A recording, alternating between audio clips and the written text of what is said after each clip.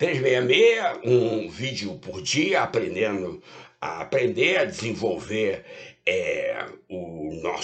a utilização dos nossos cérebros, entendendo como é que funciona essa obra-prima aqui entre as nossas duas orelhas. Então, você introduziu o oxigênio queimou a gordura, queimou o açúcar, liberou gás carbônico, mas também libera o monóxido de carbono. Só que o gás carbônico, quando chega no pulmão, o que acontece com o gás carbônico? Ele sai quando você expira.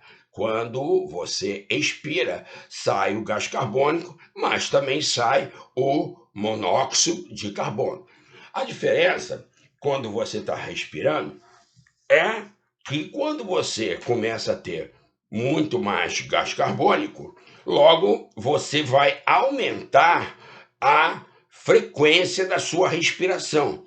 Você começa a respirar mais rápido, mais curto, para eliminar o gás carbônico e para eliminar o monóxido de carbono. Então, imagina que o doutor atendendo o dia inteiro, falando pra caramba lá, e o gás carbônico e o monóxido de carbono lá com a maior dificuldade de sair. Aí tá dando a consulta lá, daqui a pouco, evidentemente, começo a respirar mais rapidamente na tentativa de equilibrar. Só que quando está respirando mais rapidamente, está respirando mal, não existe a oxigenação boa do cérebro todo. Vocês já sabem aqui, desde o início, que aqui o cérebro da frente é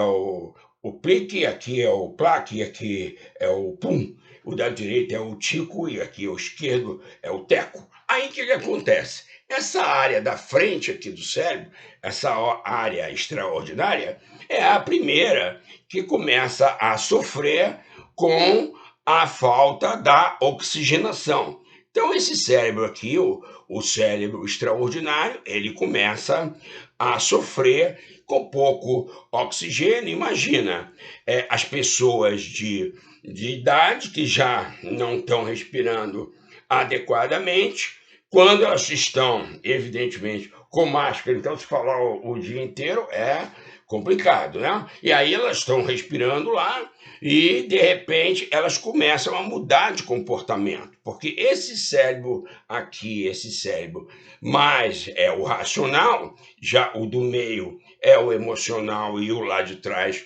o reptiliano, o instintivo, começa a predominar muito mais do que já predomina normalmente o emocional e o instintivo.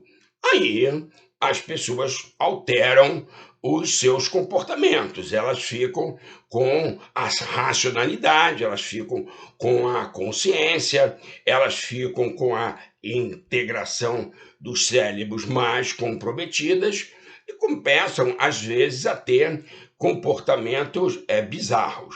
Ok? Então, para mim, evidentemente, tem sido muito difícil, porque se já existe uma dificuldade de você comunicar, de você passar as informações de maneira correta, de maneira suave, de maneira eficaz, de você passar as informações com carinho, com muito amor, você respirando com dificuldade e o cliente mais ainda, a comunicação se torna um pouquinho mais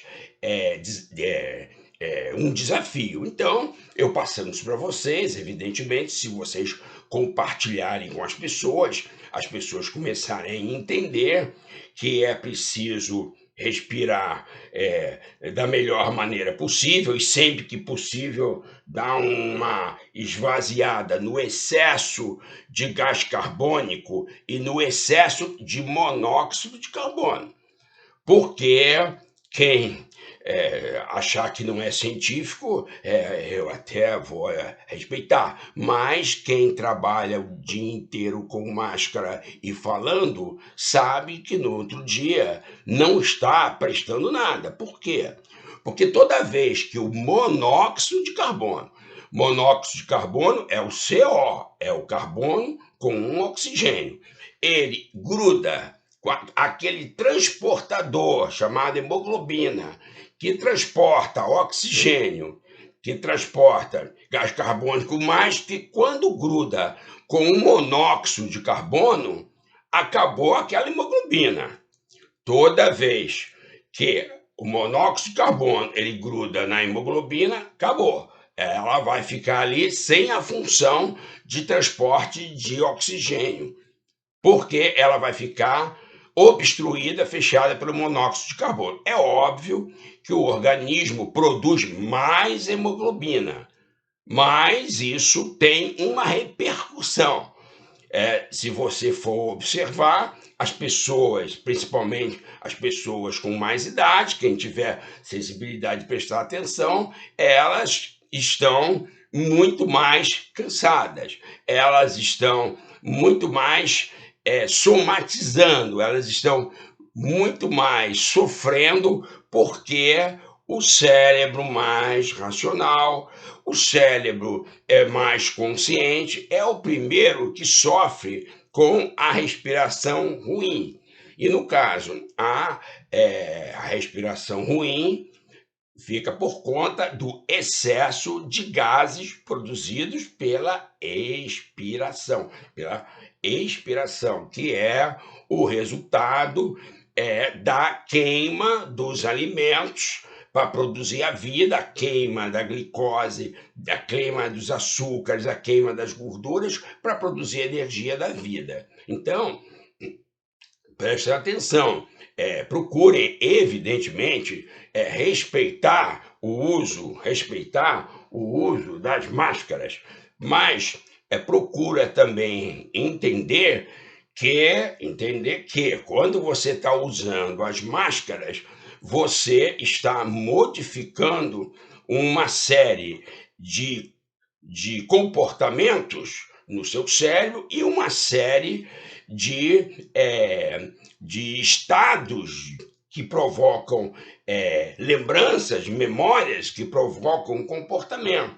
Aí, quando a gente tem informação, quando a gente tem conhecimento, quando a gente tem consciência, quando a gente tem empatia, quando a gente treina inteligência emocional, a comunicação fica muito mais fácil, né? Mas antes da gente sair ofendendo, sair xingando, sair culpando, sair acusando, a gente para, respira e começa a perguntar para a gente mesmo quais são as contribuições diárias que a gente tem feito para uma vida melhor. Quais são as contribuições